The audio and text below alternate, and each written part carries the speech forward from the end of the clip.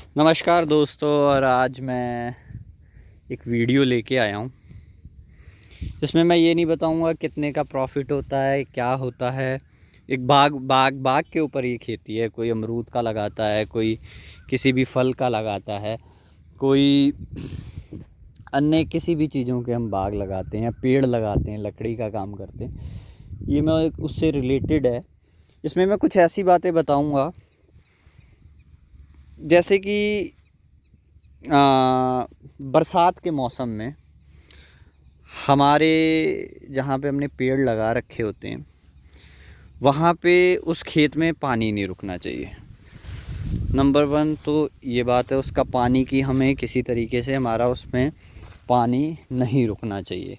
कई लोग हैं जैसे खेत को हम जोत देते हैं, खेत को हम जुताई कर देते हैं और उसके बाद उसको छोड़ देते हैं, पर वो जुताई करने के बाद खेत ऊंचा नीचा हो जाता है जिसकी वजह से उस खेत में पानी रुकता है।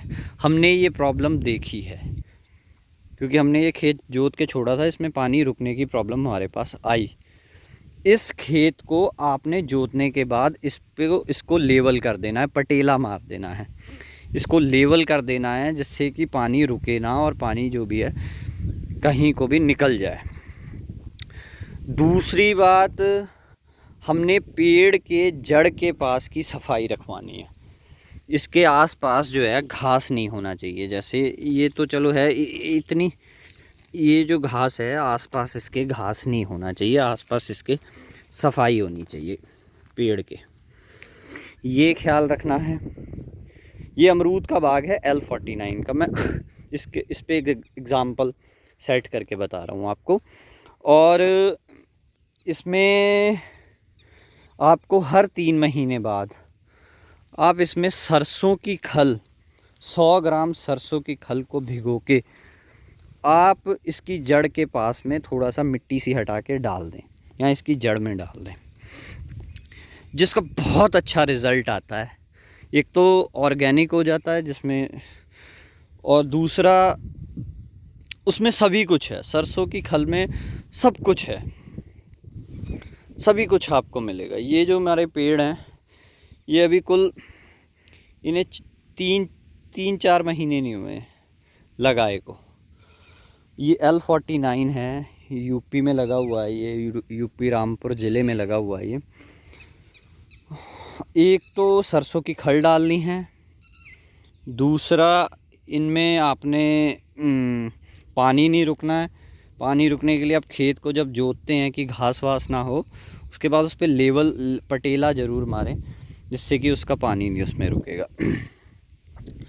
दूसरा, अगर आपने खेत में कुछ बोया है, जैसे हमने ये चरी बो रखी है तो ठीक है, अगर खाली खेत है तो आप घास की दवाई डाल के घास को ख़त्म कर दें, पर वो घास की दवाई जो है वो पेड़ों के पास ना डालें, क्योंकि कई दवाइयों वाले कह देते हैं कि नहीं जी आपका अमरूद का पेड़ नहीं मरेगा, इससे ये घास को मारने वाली दवाई है, घास ही मरेगा।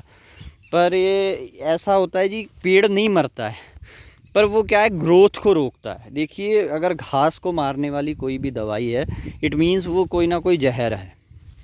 वो जहर है तभी तो वो घास को मारती है।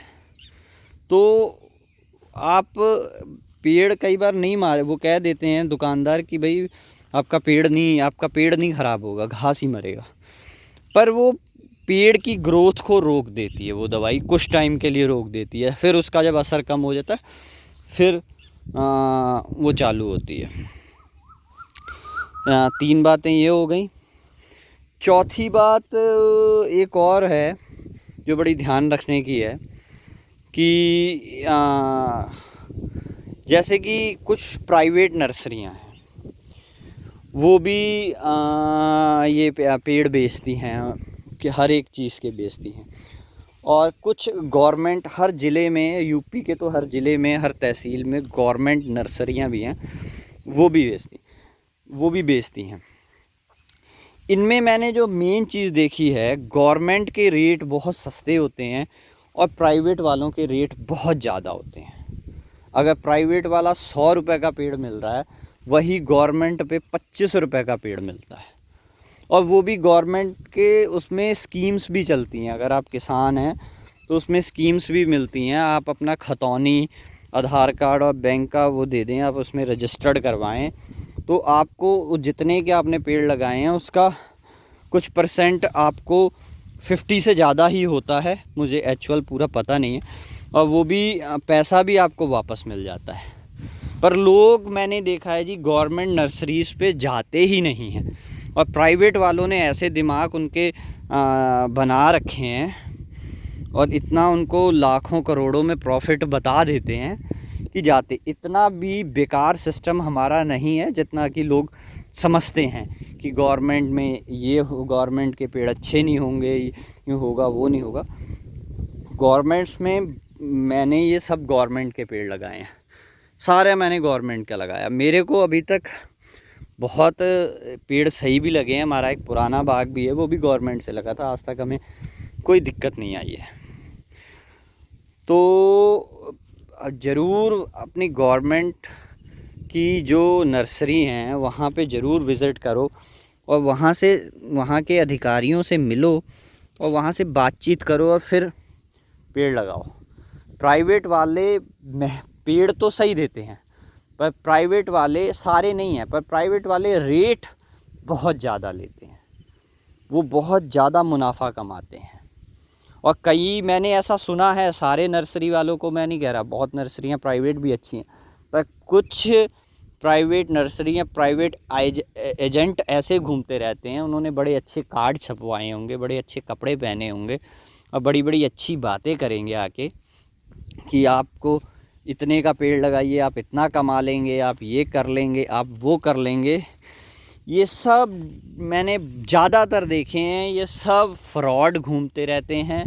और ये क्या करते हैं, सरकारी नर्सरियों से सस्ते पेड़ लेके, 30-40 रुपए का सरकारी नर्सरी से पेड़ लेके आपको ये 200-200, 250-250 रुपये में चेप के चले जाते हैं।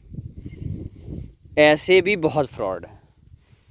देखिए, प्राइवेट आप किसी से ले रहे हैं तो किसी जेन्युइन, जो पुरानी प्राइवेट कंपनी हो, उन